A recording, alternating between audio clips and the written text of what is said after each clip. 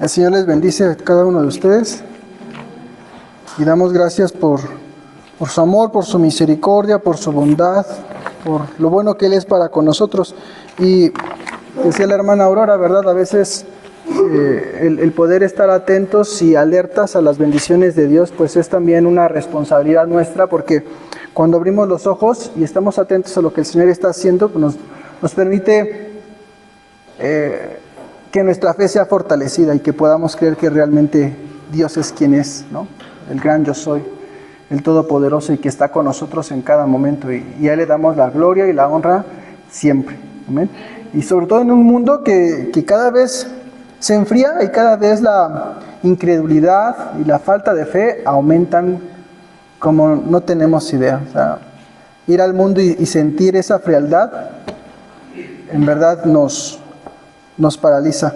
En esta tarde quiero compartir con ustedes un texto que se encuentra en Eclesiastés capítulo 4. Vamos a estar hablando en Eclesiastés capítulo 4. Acompáñenme por favor ahí a Eclesiastés 4. Salmos, Proverbios y Eclesiastés.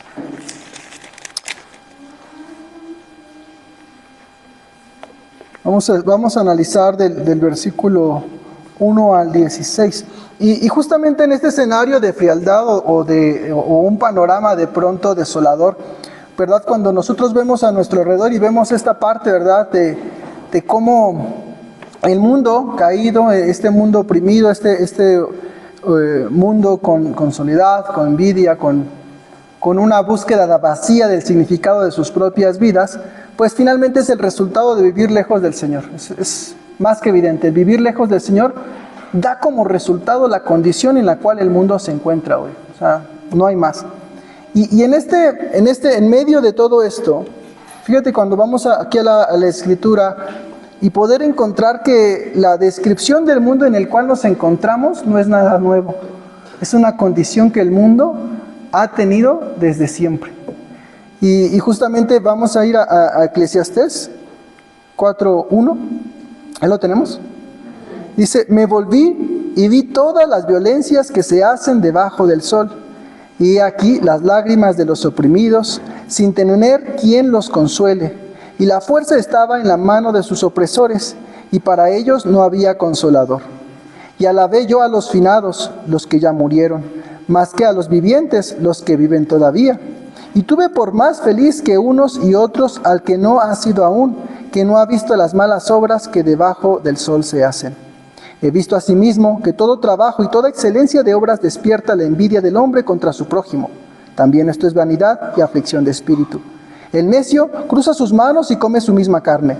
Más vale un puño lleno con descanso que ambos puños llenos con trabajo y aflicción de espíritu. Yo me volví otra vez y vi vanidad debajo del sol. Está un hombre solo y sin sucesor, que no tiene hijo ni hermano, pero nunca cesa de trabajar, ni sus ojos se sacian de sus riquezas, ni se pregunta: ¿para quién trabajo yo? ¿Y defraudo mi alma del bien? También esto es vanidad y duro trabajo. Mejores son dos que uno, porque tienen mejor paga de su trabajo. Porque si cayeren, el uno levantará a su compañero, pero ay del solo, que cuando cayere no habrá segundo que lo levante. También si dos durmieren juntos se calentarán mutuamente, mas ¿cómo se calentará uno solo? Y si alguno prevaleciere contra uno, dos le resistirán, y cordón de 3 dobleces no se rompe pronto. Mejor es el muchacho pobre y sabio que el rey viejo y necio que no admite consejos, porque de la cárcel salió para reinar, aunque en su reino nació pobre. Vi a todos los que viven debajo del sol caminando con el muchacho sucesor, que estará en lugar de aquel. No tenía fin la muchedumbre del pueblo que le seguía, sin embargo, los que vengan después tampoco estarán contentos de él. Y esto es también vanidad y aflicción de espíritu.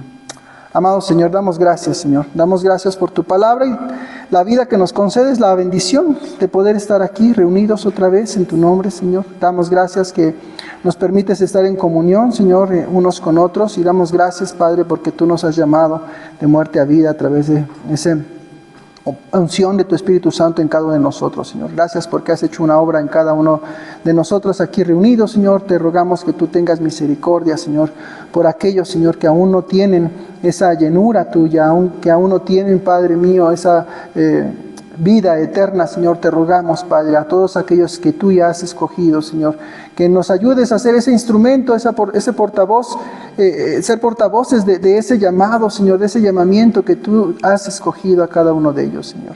Te rogamos, Padre, bendición, y que en esta tarde tu palabra nos hable, tu palabra nos instruya, tu palabra nos confronte con nuestra realidad, Señor. Te rogamos, Padre, que tú tengas misericordia de cada uno de nosotros, Señor. Y en tu nombre, Señor Jesús, oramos, Señor, y damos gracias. Amén. Y mira, vamos a empezar justamente en el versículo 1 al 8. ¿Cómo es que Salomón, verdad, un hombre pues que había pedido sabiduría de parte de Dios, él puede analizar la maldad que había debajo del sol? Y aquí algo importante que Salomón advierte o que se percata justamente es que la raíz de esta soledad viene de la desconexión que el pecado genera. Y de ahí vamos a partir algo importante. Cuando el Señor crea todas las cosas y está Adán ahí en el huerto del Edén y está cumpliendo las funciones que Dios le establece, ve a Adán y dice, no es bueno que el hombre esté, ¿en qué condición? Otra vez, no es bueno que el hombre esté solo. Y más allá de una ayuda idónea, hermanos, el Señor, conociendo el corazón del hombre, se percata de una necesidad, la compañía. Y para nosotros lo vamos a entender como la comunión unos con otros. Cuando vamos al Nuevo Testamento, el Señor Jesús expresa y dice, ¿no? Yo soy la vid, vosotros los pámpanos.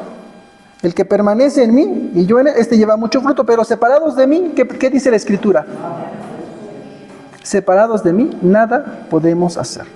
Entonces aquí hay un principio básico y que hace referencia a que necesitamos estar siempre en compañía, siempre en comunión, en coinonía.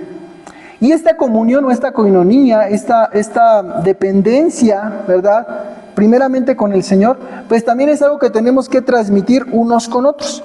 Y aquí algo interesante es que la soledad nos lleva, o es la raíz muchas veces de nuestro pecado. Muchas veces la soledad es la consejera de nuestras perversiones, de nuestros pensamientos, de nuestras maquinaciones, porque nos encontramos ¿en qué? En soledad, ¿sí? Nos encontramos en soledad. Y aquí es justamente algo importante que tenemos que entender. Cuando yo me desconecto de mi comunión constante con el Señor, pues evidentemente ¿cómo voy a andar? Solito, ¿no? Ahí, vagando en el mundo.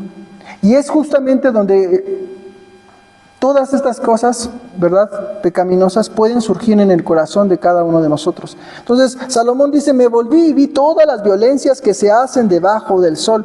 Y aquí las lágrimas de los oprimidos sin tener quien los consuele. Y la fuerza estaba en la mano de sus opresores y para ellos no había consolador. Fíjate algo importante, Salomón ve la opresión y la ausencia de un consuelo. Y fíjate algo importante en el mundo. ¿Qué es lo que ofrece el mundo? Ofrece opresión, ofrece desamparo. Y este desamparo, fíjate, reflexionaba hace unos días y daba gracias al Señor porque en medio de las dificultades que podemos vivir, podemos recurrir al Padre en todo momento. O sea, en cada aflicción, en cada lucha, en cada necesidad, dice un canto, ¿no? O sea, ¿qué haríamos si no tuviéramos la oportunidad de ir con el Señor? Y yo te pregunto, ¿qué haríamos? Tratar de ponernos en ese lugar. Si no tuviéramos al Señor, ¿cómo sería nuestra vida? O sea, llega un punto, hermanos, en que imaginar nuestra vida sin el Señor ya no es posible. ¿Me explico? Porque conociéndole, si somos hijos, conociéndole habría una desesperación, no sé ni cómo plantearlo. ¿Qué haríamos sin el Señor, hermanos? Si llegando a su presencia, a su conocimiento, a esa comunión, a esa cercanía, a saber quién es Él, y de pronto decir, ya no estoy con Dios, ¿qué sería de nuestra vida? Y mira, cuando nosotros padecemos las mismas dificultades que aquel que no tiene al Señor, pues eso nos tendría que llevar a tener misericordia por el oprimido. tener misericordia por aquel que se aflige en su mundo. Yo te pregunto, veía las noticias, esta semana estuve en la escuela dando unas clases de aranceles, impuestos y demás, y en contexto con lo que estaba pasando con Estados Unidos, y platicaba con los jóvenes y todo, y económicamente parece un panorama desolador, económicamente, ¿no? Las consecuencias de la inflación, las consecuencias del alza de los precios, las consecuencias del pago de impuestos, etcétera, etcétera, etcétera. Y decíamos, bueno, y aparte de otras injusticias en el trabajo y cuestiones de recorte de presupuestos. Y decía, si no tuviera la confianza en el Señor, ¿cómo estaría mi corazón ahorita? Angustiado, desesperado, viendo de dónde hacerle para buscar dinero, porque no alcanza. Pero bienaventurados somos los hijos de Dios, que nuestra confianza no radica en mi patrón, no radica en la tarjeta del banco, no radica en cuánto me van a pagar, sino nuestra confianza está en ¿dónde, hermanos? En el Señor. Aunque el hombre dice no te voy a pagar, el Señor dice yo te sostendré. Amén. Pero te imaginas el oprimido, aquel que vive sin el Señor, ¿qué desesperación puede llevar en su corazón al entender que está solo o que tiene esa soledad? Y Salomón se percata en ese tiempo y dice, vi todas las violencias que se hacen debajo del sol. ¿Y las lágrimas de quiénes? De los oprimidos. Fíjate, las lágrimas de los oprimidos. Es tanta la opresión que los lleva a esas decisiones, ¿no? A esas angustias. Y aquí es nuestro testimonio, hermanos, porque nosotros tendríamos que dar justamente ese testimonio. Yo tengo al Señor. Mi vida no puede comportarse en medio de la adversidad de la misma manera que se comporta aquel que vive sin el Señor. ¿Me explico? O sea, nuestra angustia, nuestro estrés, nuestra preocupación, dice, pues no tendríamos por qué cargarla, hermanos, porque nuestro ayudador, nuestro refugio, nuestra roca es el Señor Todopoderoso. Y entonces, hermanos, cuando fallamos en nuestra fe, viene todo esto y nos abruma y nos opaca, igual que el mundo vive. Pero nosotros damos un testimonio de vida eterna porque Cristo es con nosotros. Pero Salomón establece y dice, y aquí, dice, sin tener quien los consuele. ¿Y nosotros a quién tenemos? Al Consolador, primeramente, el Espíritu Santo, ¿verdad? Que el Señor nos dejó en cada uno de nuestros corazones, ¿verdad? En cada uno de nosotros. Dice que el Consolador mora ¿en dónde? En nosotros. Y dice Salomón que él pudo ver a aquellos hombres que no tenían quien los consolara. Y hoy podemos experimentar, ¿no? Y lo platicábamos en otra prédica, más allá de juzgar, que tenemos que tener misericordia por la condición en la que se encuentra. Tanto aquel que no tiene al Señor, como aquel que también ya tiene al Señor. ¿Sí? Porque más allá de destruir, venimos a consolar, a edificar, a levantar. Y esta imagen de la humanidad alejada de Dios, ¿verdad? Es incapaz de consolarse unos a otros. ¿Por qué? Porque no tienen a Dios. Y después dice Salomón, y la fuerza estaba en la mano de sus opresores y para ellos no había consolador. Fíjate algo importante. Aquel que es oprimido, dice, su opresor tampoco tiene consuelo. O sea,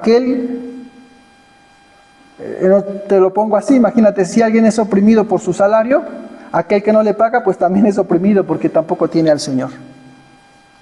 Es decir, en otras palabras, hermanos, que si yo me aflijo porque no tengo un recurso o un pensamiento económico, yo no me debo de afligir o ver a aquel que sí lo tiene pensando que su vida es mejor que la mía, porque él tampoco es consolado. ¿Me explico? Pero ¿quién sí tiene el Consolador? Los hijos de Dios. Es ahí donde nosotros tenemos que dar gracias al Señor, porque, hermanos, ante las aflicciones, ante las adversidades, es importante que reconozcamos que el Señor es Dios y está, ¿verdad?, atento a nuestras necesidades. Y después dice, y alabé yo a los finados, los que ya murieron, más que a los vivientes, los que viven todavía. Fíjate estas palabras, ¿no? Y más aún sabiendo que aquellos que ya no están entre nosotros se encuentran con el Señor. ¿Por qué? Porque esta vida consiste en dificultades, en circunstancias adversas para el mundo sin Dios. Pero mira, algo importante es que nosotros como hijos de Dios, cuando estamos en plenitud y en esa comunión con el Señor, pues nuestra esperanza de vida eterna ya la tenemos en Cristo. Y Pablo lo argumentaba, ¿no? Él podía vivir en Cristo y si moría, para él, le era contado como algo excelente, era ganancia para su propia existencia. Es la forma en la cual entonces nosotros tenemos que reconsiderar la forma en la cual vivimos. O sea, es decir, ¿por qué puedo tener paz en medio del mundo caído, en medio del mundo que oprime, en medio del mundo lleno de injusticia, hermanos? Porque el Señor es conmigo, porque el Señor me sostiene. Porque aunque el mundo navegue en crisis, en destrucción y que se esté colapsando, a nosotros nos sostiene Cristo. A nosotros nos sostiene Cristo. Y ese debe ser nuestro aliciente, nuestro bálsamo para el mundo. Imagínense esta escena, ¿no? Una balsa en medio de un mar embravecido, mientras todos se ahogan, nosotros estamos ahí arriba, porque el Señor está con nosotros. Y entonces, al ver esa seguridad, la gente que va a decir, yo quiero estar ahí también. Y es un testimonio y un espacio para poder también compartir con otros lo que Dios ha hecho en nuestras vidas.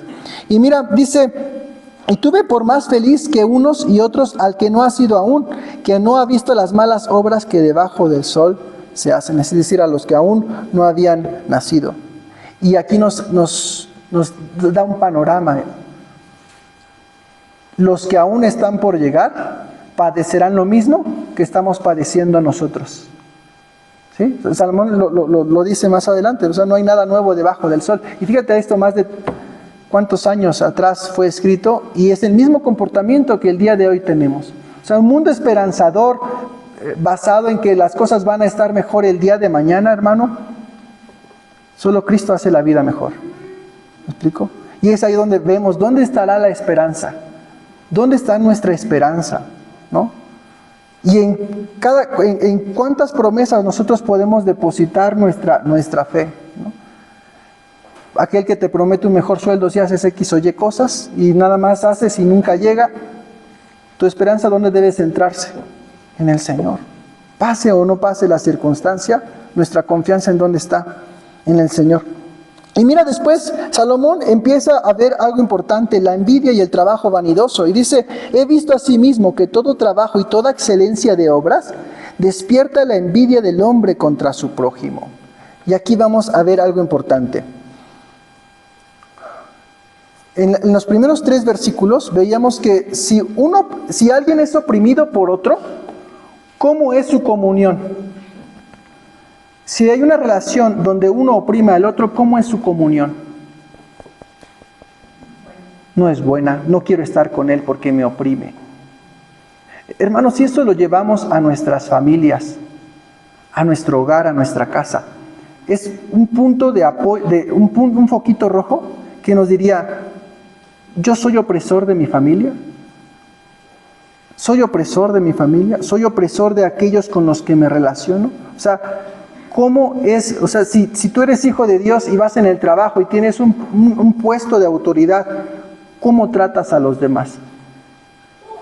¿Los oprimes o das testimonio que eres hijo de Dios? Porque, hermanos, la vida del opresor al final, ¿en qué se va a quedar? ¿Quién cree que cuando necesite ayuda el opresor, alguien le va a tender la mano? ¿Qué van a decir? Pues que se hunda, merecido se lo tiene. Y entonces el resultado de la opresión de una persona, ¿en qué se convierte? En soledad. En soledad.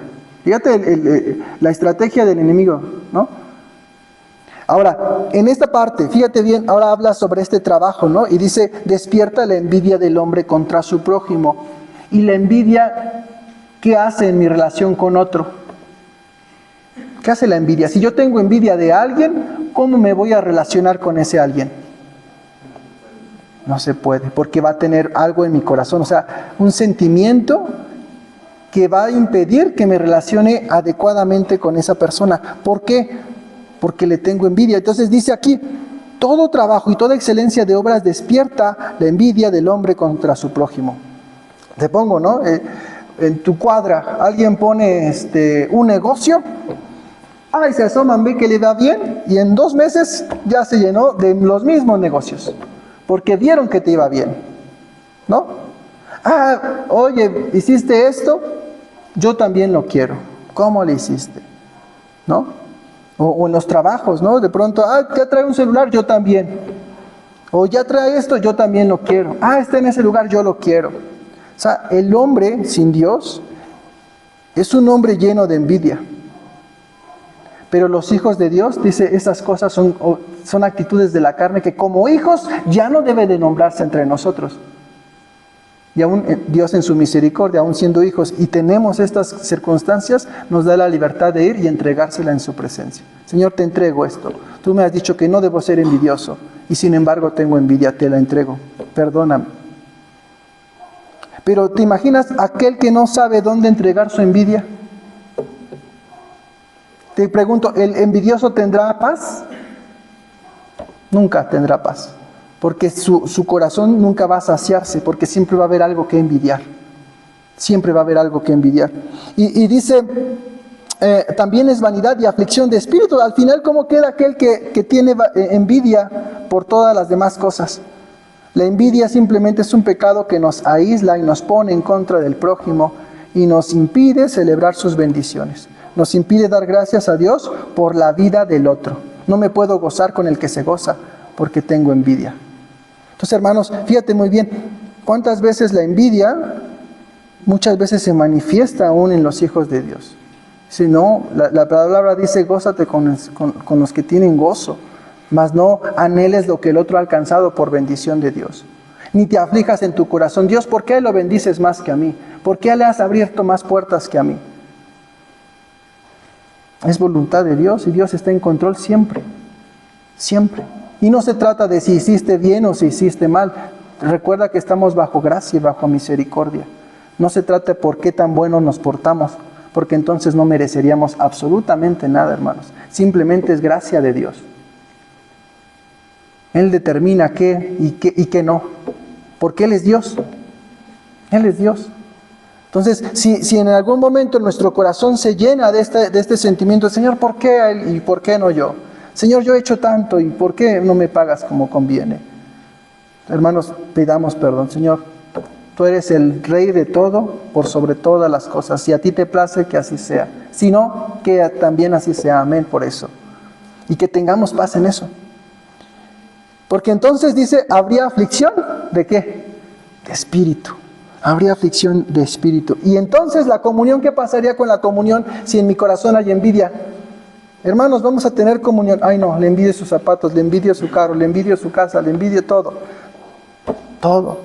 No puedo tener comunión y la comunión no va a ser genuina, no va a ser legítima. Y mira, dice, el necio cruza sus manos y come su misma carne. ¿Ves esta parte? El necio cruza sus manos y come su misma carne. Entonces, ve esta parte. Aquel que no hace nada por obtenerlo y aún así se enoja. ¿Me explico? Uno diría, oye Señor, le estoy echando muchas ganas. ¿Dónde viene? ¿A qué hora llega la bendición? Me estoy esforzando y dando todo. No, la bendición tal vez no llega. Pero aquel hermano que ni siquiera mueve un dedo, también se aflige y dice, ¿por qué yo no? O sea, no es, por eso es necio. Oye, no has hecho nada y reclamas. Por eso, fíjate lo duro que es ser necio, hermanos. Nos dices, por Dios, oye Dios, ¿por qué no me he ganado la lotería? Y la pregunta es, ¿cuántos cachitos has comprado? No, pues ninguno. ¿Cómo? ¿Por qué te quejas? ¿Por qué te quejas? Llegas a la planta y dices, bueno, ¿por qué no me dan mi bono? Pues porque nunca has llegado temprano, ¿no? Entonces, muchas veces, hermanos, queremos obtener ciertas cosas de las cuales no nos hemos esforzado.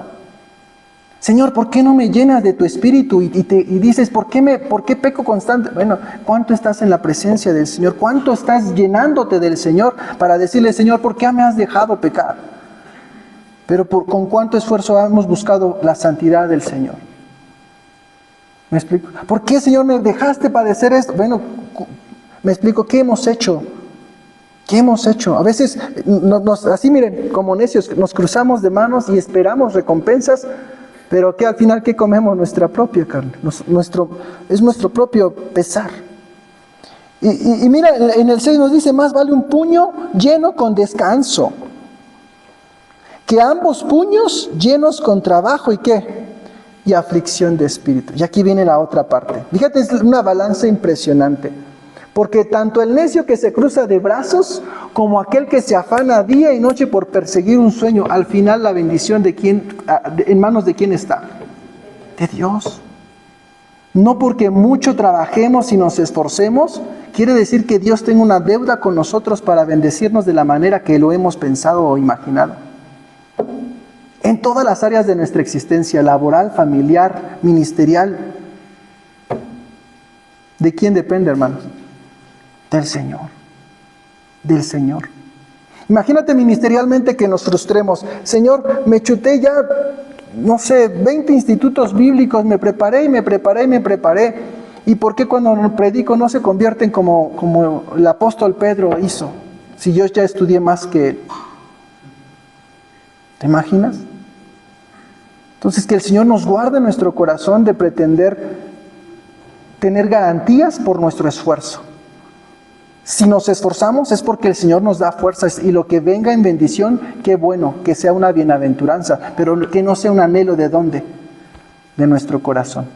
Que no sea el anhelo de nuestro corazón, que lo hagamos por amor, para glorificarle a Él y no para esperar esas recompensas. Entonces, tanto el que se cruza de brazos como aquel que se afana por alcanzarlo, al final, hermanos, dependemos de la soberanía de Dios. Y fíjate lo que hace un corazón avaro ahora en este sentido.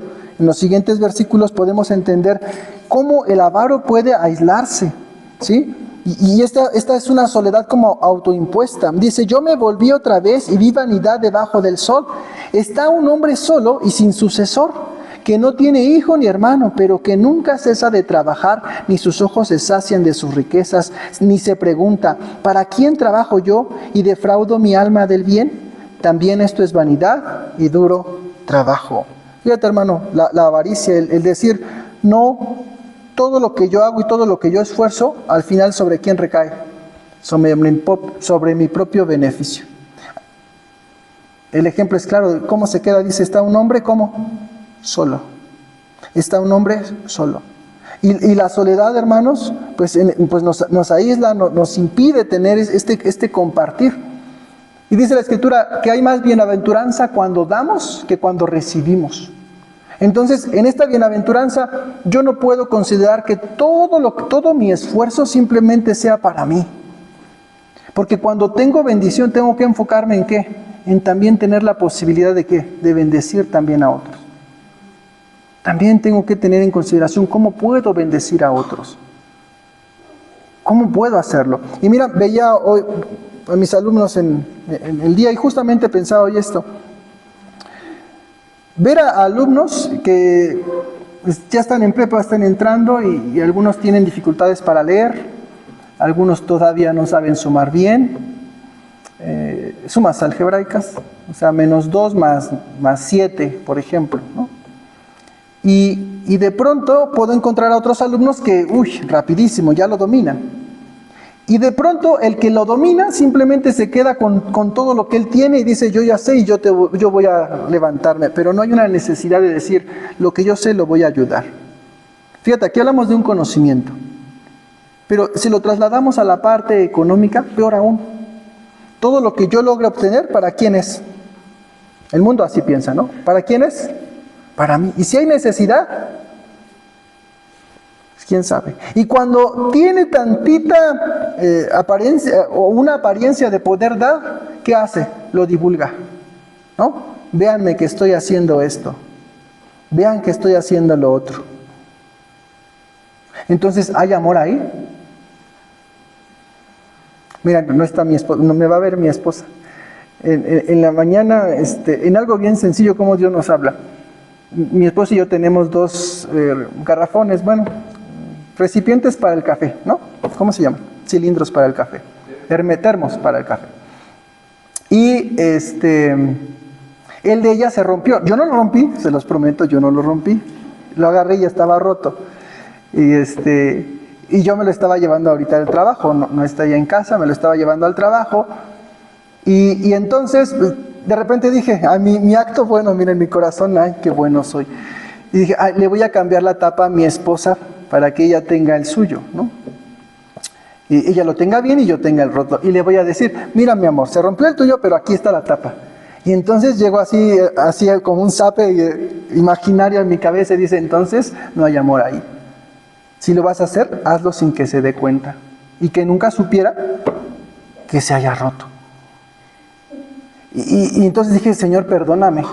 Porque entonces no estaba movido a realmente hacer un acto bueno.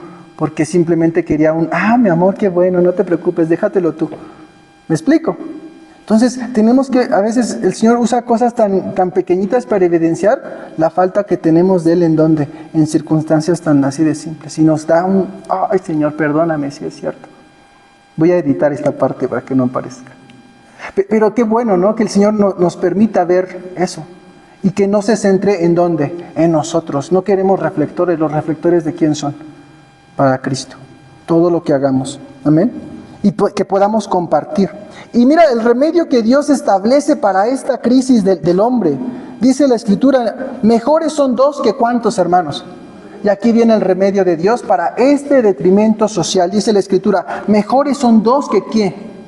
Que uno. Hermano, ¿estamos luchando con algo personal?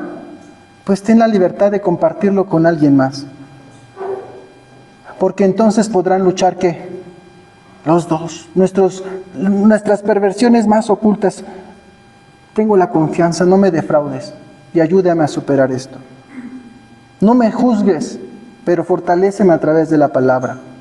Ayúdame porque estoy luchando y lidiando con esto.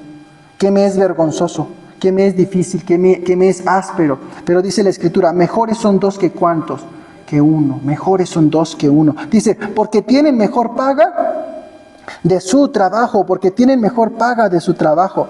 Y frente a estos puntos de ruptura en soledad, el Señor presenta la solución a través de una coinonía, de una comunión unos con otros. Y aquí, hermano, no se trata de tener esto. Miren, podemos decir, ¿estamos solos hoy en esta tarde? Y vas a decirme, no, porque vinieron varios hermanos. Pero ¿qué crees? Aún y cuando hayan venido todos, podemos salir de aquí sintiéndonos solos.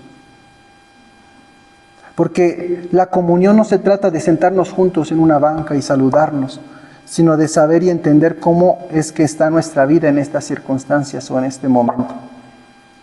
¿Me explico?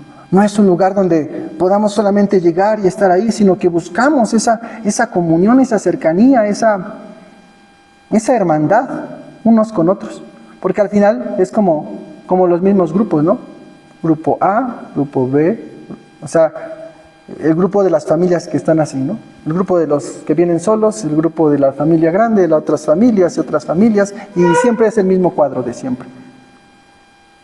Y tal vez entre ustedes se fortalezcan y se animen y se exhorten porque tienen la confianza y lo mismo. Pero ¿y los que vienen solos?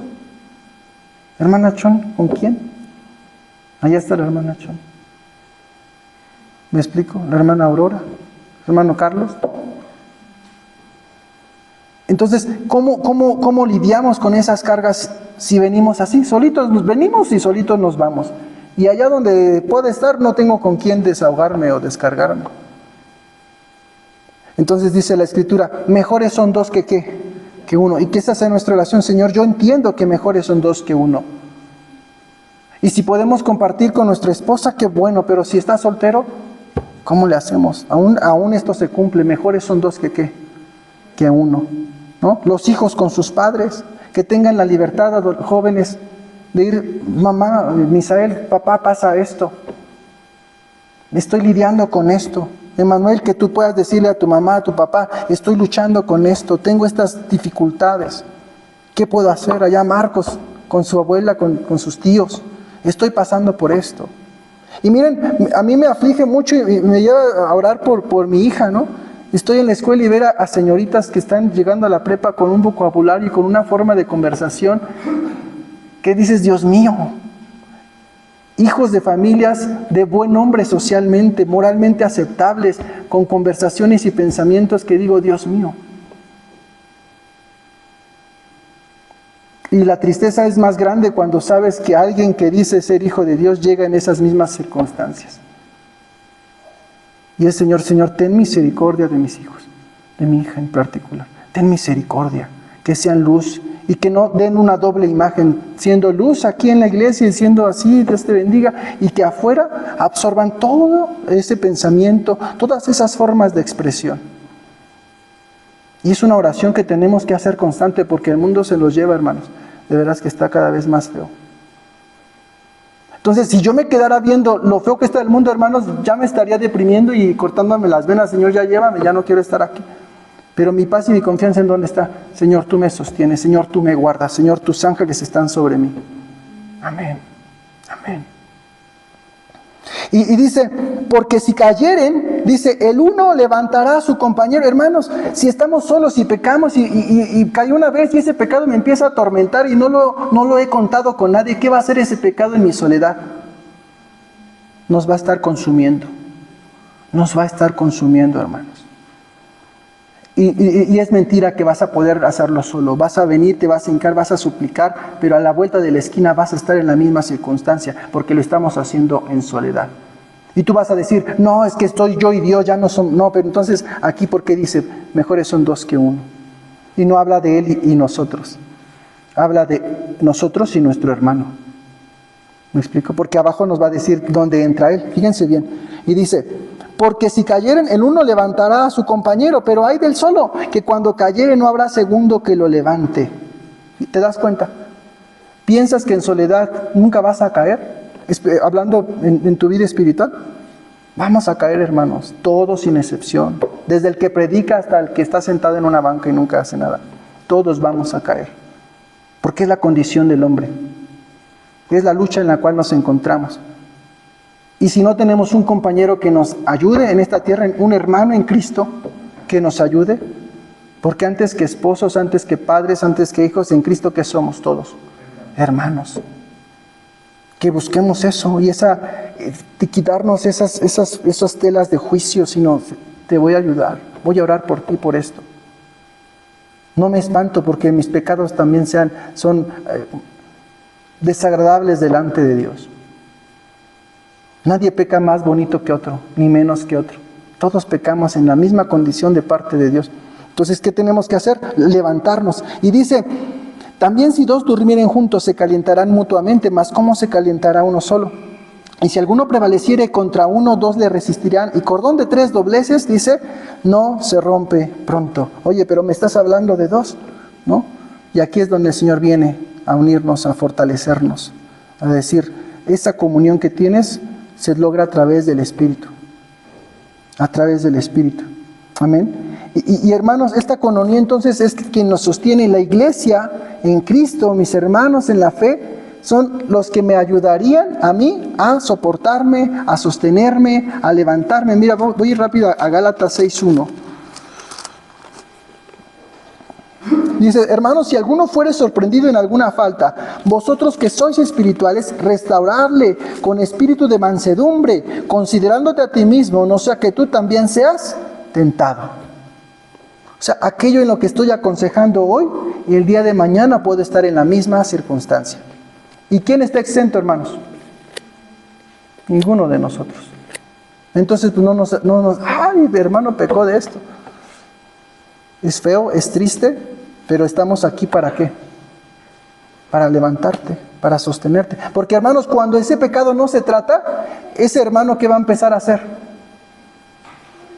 Se va a aislar más, se va a alejar todavía más, porque no hay con quien pueda sostenerse. Y dice, versículo en el 11, dice, también si dos durmieren juntos se calentarán mutuamente, mas ¿cómo se calentará uno solo, no?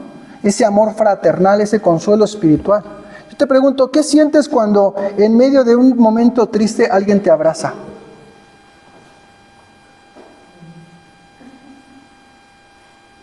¿Qué sentimos, hermanos? Y más allá del machismo, hago un paréntesis, en la semana recibí un curso sobre perspectiva de género en la escuela. Y esto está tremendo, hermanos. El sistema lo que pretende es destruir todo concepto religioso judeocristiano, porque va en contra de la perspectiva de género. Porque ellos dicen, hombres y mujeres no tendrían que tener roles definidos, y eso va en contra de la Escritura. Entonces, para que no haya roles definidos, dice, aún decía ahí la persona, el conferencista, decía, se tiene que redireccionar la orientación religiosa para que esto funcione. En otras palabras, lo que estaba diciendo, tenemos que abolir la religión judio-cristiana porque a partir de la Escritura, ya sea libros apócrifos o lo que sea, tiene un fundamento, que es la familia, que son principios, que son roles. Por más que le quieran cambiar, la verdad es esa.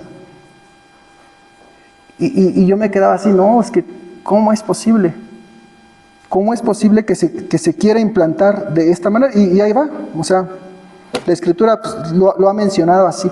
Entonces, decían, es que el mundo en el que vivimos, el país en el que vivimos está lleno de machos que han oprimido a la mujer todo el tiempo. Pero, ¿sabes? La Escritura no habla de esa opresión. Hay opresión por la desobediencia del hombre, no por culpa de la interpretación bíblica. Yo te pregunto, ¿un varón puede ser consolado? Por más macho que sea, con bigote y botas y todo, ¿necesita un abrazo a un hombre así? Sí, necesita un abrazo, y la Escritura lo dice. ¿Te das cuenta que la Escritura, si habla por perspectiva de género, no tiene por qué quitarse, al contrario, la fortalece? Pero el hombre perverso está haciendo otra cosa. Y fíjate esto, dice, ese calor, ese amor fraterno que podemos encontrar cuando nos abrazamos, cuando oramos juntos, cuando lloramos con los que lloran, cuando nos regocijamos con los que se regocijan. ¿Crees que esta parte de llorar con los que lloran solo es exclusiva de las hermanas, porque ellas son las que lloran en nuestro concepto de hombres? No. ¿Los hombres lloran? Sí, dice la Escritura, llorar con los que lloran. Y aplica tanto al varón como a la mujer. Regocijarte con los que se regocijan. Es que yo soy bien hombre, yo no me río. Gózate y ríe. El rey David, ¿cómo se gozaba? Al punto en que hacía vergüenza a otros. Y dice, es que mi papá es bien rígido y él nunca cuenta chistes, ni se ríe, ni juega, ni me pica las costillas. ¿Qué rigidez estamos transmitiendo? Cuando el Señor, ¿qué decía con los niños? ¿Te imaginas al Señor Jesús todo amargado, que los niños huyeran de Él? ¿Qué decía? ¿Qué querían hacer los niños con nuestro Señor Jesús? Acercársele. ¿Y por qué querían acercarse con Jesús? Porque mostraba esa calidez para decir, vengan conmigo. Y nosotros, en nuestro nuevo concepto, ¿qué hacemos? Los alejamos. Porque soy el hombre de la casa, porque yo pongo el orden, porque yo pongo la disciplina. No, porque ese tipo de conductas que hacen en vez de acercar y fortalecer, alejar y tener en soledad. Le dices, hijo, ven, quiero jugar contigo. El niño, cuando es niño, ¿a dónde busca? ¿Qué corre? ¿A dónde corre el niño? A los brazos de su padre o de su madre, ¿verdad? Pero cuando el padre no aprovecha esos momentos, viene la adolescencia y ahora el padre corre para tratar de agarrarlo, y el adolescente, ¿a dónde se va? Déjame, no me toques, quítate, cierro la puerta de mi cuarto. Se desaprovechan oportunidades y vínculos que ya después no se pueden fortalecer. Es una realidad. Oye, mi amor, déjate peino y te quito tu gallito. Ay, mamá, no me toques, no me toques. O sea, son cosas que van a pasar. Es el corazón del hombre en su rebelión. Tiene que pasar. ¿Y cómo estamos fortaleciéndolo? Entonces dice, mejores son dos que ¿qué? Que uno. Ese amor fraternal no debe faltar. Y mira lo que hace la coinonía. Viene en el 12, nos da una protección porque dice, si alguno prevaleciere contra otro, dos le resistirán. Hermanos, si tenemos en un conflicto, ya tengo a mi hermano que está orando conmigo y que me ayuda y que me da consejo a través de la palabra, no de su experiencia, sino de lo que Dios dice. Es decir, yo tengo que buscar a uno que me ayude a crecer, pero basado en ¿dónde? En la misma palabra. Ojo, jóvenes. Alison, Misael, Emanuel. Si yo busco un amigo afuera, el consejo que venga a darme, si no es basado en la Escritura, me va a llevar por un camino que no es agradable al Señor. Y entonces si aquí no puede, es que aquí a los hermanos de la iglesia no les hablo. Y entonces ¿a dónde? ¿De dónde van a fortalecerse si con los de aquí no se llevan? Y no hablamos todavía del noviazgo futuro. ¿A dónde van a ir a buscarlo? Hermanos, hay más iglesias, no tenemos que cerrarnos. Hay otros hermanos en Cristo, hay que buscarlos. No es que esos son así. Pues que vean nuestras faltas, ¿qué han de decir de nosotros? Porque si no nos centramos en decir somos los únicos, ya ándele, nos vamos a quedar solos. Y ándele, vamos a batallar porque ¿quién se va a casar con nuestros hijos? ¿Con quién van a crecer en unidad de amigos? El mundo, así como está, hermanos, va a dar consejos tenebrosos. Tenebrosos. Imagínate, el mundo hace algo malo y el joven, pues es que mi amigo me dijo, no, tenemos que fortalecer a nuestros hijos de decir, tú no puedes seguir lo que el mundo dice o la corriente que el otro dice, porque somos diferentes, y no por religión, sino porque honramos a un Dios vivo. Y lo tenemos que hacer de corazón, también nosotros con ese testimonio. Entonces la coinonía, ¿qué va a hacer, hermanos? Nos va a proteger porque vamos a establecer esos lazos, nos vamos a unir, necesitamos unirnos. Entonces, hermanos, si en la casa el hijo está con el celular, la esposa con la tableta y el hombre con la laptop o con la televisión, pues no estamos unidos. Tenemos que buscar esos tiempos y esos espacios donde todo se desconecta. A ver, esta casa se apaga el wifi y vamos a platicar. No, el acabose en la familia, si es que no se practica. Pero si lo hemos practicado, gloria a Dios. Pero ¿qué pasaría si le desconectamos el wifi? Tiene que hablar y tiene que convivir. En la semana había unos alumnos, no usamos el celular, ¿y qué creen? Después de una hora de clase, estaban así, con las manos sobre sus rodillas. ¿Qué creen? Tenía ansiedad de poder ir a revisar su teléfono porque estaba sonando. Quería ver quién era. No podía vivir sin el celular. Entonces, fíjate, ¿a dónde arrojamos a nuestros hijos? ¿A que su mejor compañía sea un teléfono? ¿Una pantalla? ¿O una inteligencia artificial que hable con ellos todo el tiempo? Entonces, hermanos, tengamos cuidado. Dice, eso no puede ser sustituido. Y el maligno va a buscar estrategias para sustituir lo que es real. Aguas con eso, hermanos. Un robot jamás va a poder sustituir a otro hombre. Una inteligencia artificial no va a entender tus problemas como alguien en Cristo lo puede hacer. Dice después entonces, hermanos, en los últimos 3 versículos, ¿verdad? En la comunión hay sabiduría, ¿sí? Y mira, cuando podemos entender que la sabiduría de Dios, ¿verdad? A través de su escritura nos revela cómo vivir. Hermanos, miren el 13. Mejor es el muchacho pobre y sabio que el rey viejo y necio que no admite consejos. Fíjate bien. Mejor es el muchacho pobre y sabio que el rey viejo y necio que no admite consejos. ¿Por qué luchamos o tras de qué estamos, hermanos? Aquel que pretende tener posesiones sin importar a quién pise, ¿dónde se va a quedar? En soledad. ¿Me explico? Dice, mejor que seas pobre, pero con sabiduría, que un rey viejo y necio y que no admita consejos. Aguas cuando crezcamos y ya nada más, nadie me dice qué hacer porque ya estoy viejo. Y yo hago lo que quiera cuando yo quiera porque ya estoy viejo. No seamos viejos necios, hermanos. También nos habla para los viejos necios. Dice, tenemos que aprender a escuchar consejo. ¿Cuándo vamos a dejar de necesitar consejos, hermanos? Nunca. Todo el tiempo vamos a ocupar consejos, sin importar cuántas canas tengamos. La palabra habla al joven, pero también habla al adulto, que se cree autosuficiente pensando que por sus canas, por su vejez, por su longevidad, por su experiencia, él ya no peca. Dice la Escritura que cuando lleguemos a los 65 y más y recibamos nuestra tarjeta de bienestar, en la parte de atrás dice, felicidades, ¿has dejado de pecar? No dice eso. Y si entonces yo a mis 80 años también puedo seguir pecando, ¿necesito también consejo? Sí. ¿Necesito que oren por mí? Sí. ¿Necesito amor fraternal? Sí. Porque sigo en esta tierra. Porque Salomón dice, era mejor que ya nos muriéramos, pero estamos en esta tierra. Necesitamos al Señor todo el tiempo, hermano. En nuestra juventud, en nuestra niñez, en nuestra vejez. Rompamos estos estereotipos de decir, yo ya no necesito consejo, yo ya no necesito dirección, yo ya no necesito rendir cuentas con nadie porque ya estoy grande. ¿A quién le voy a decir?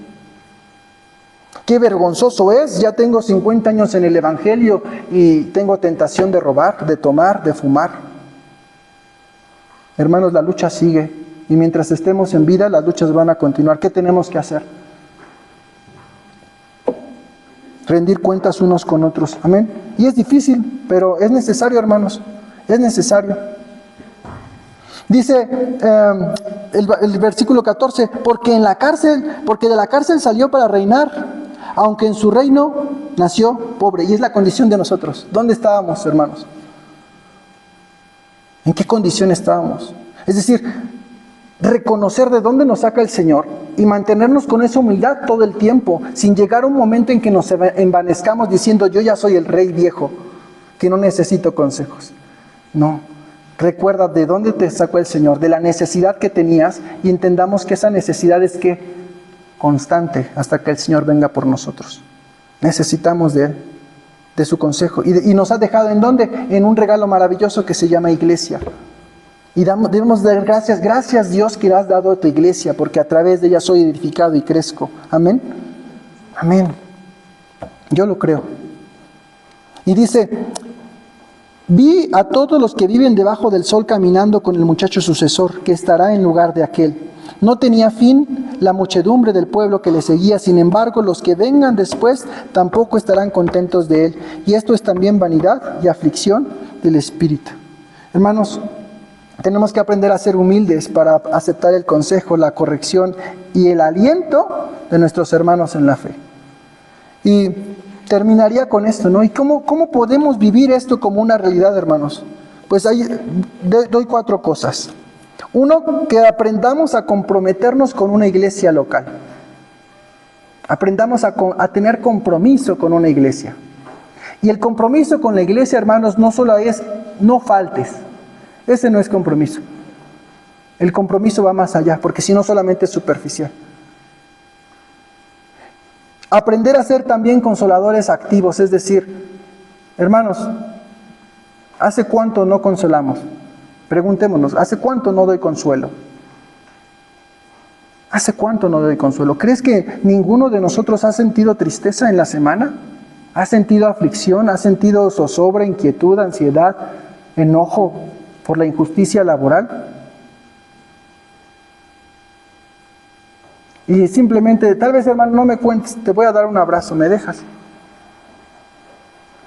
Hermanos, abandonemos la envidia y celebremos las bendiciones que Dios da a nuestros hermanos. Alejémonos, desprendámonos de la envidia. Señor, doy gracias porque trae un carro nuevo. Señor, doy gracias porque salió de viaje. Señor, doy gracias porque tiene 3 hijos. Señor, gracias porque... Señor, perdóname si hay algo de amargura en mi corazón. Y sobre todo, hermanos, permitamos que cuiden de nosotros.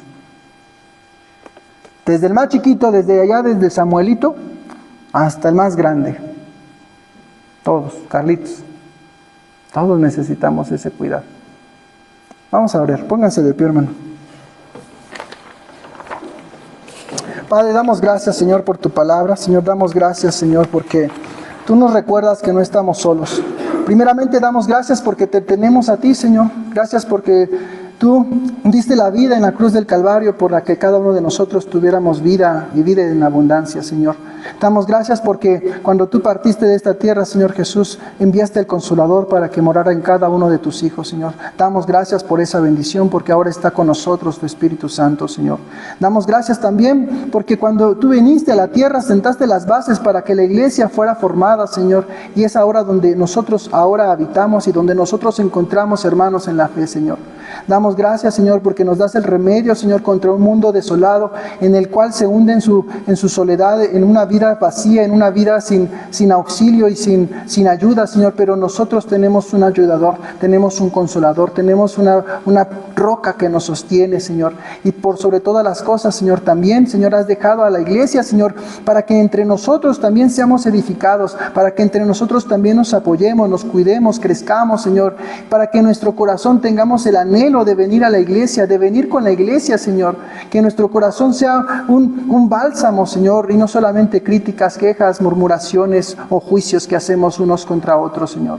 Ten misericordia de nosotros. Si vemos algo entre nosotros, Señor, ayúdanos en misericordia a exhortar y a corregir con tu palabra, Señor. Que tengamos la libertad, la madurez espiritual de abordar las cosas y solamente expresar, Señor, a través de tu palabra lo que tenemos en nuestro corazón, Señor. Ayúdanos a tener esa comunión y no tener ese aislamiento y esa separación, Señor. Ten misericordia de nosotros, porque Padre, tú nos has enviado a este lugar, Señor, para hacer luz a las naciones, Señor. Y si la iglesia no está unida, Señor, esta encomienda, Señor, no va a ser hecha de la mejor manera, Señor. Ayúdanos a entender que somos uno en Cristo, Señor, que somos parte de un solo cuerpo, Señor. Ayúdanos a entender que como iglesia, Señor, podemos ser esa luz, Señor, porque la comunión que nosotros podemos tener solamente es por la llenura de tu Espíritu Santo en cada uno de nosotros, Señor.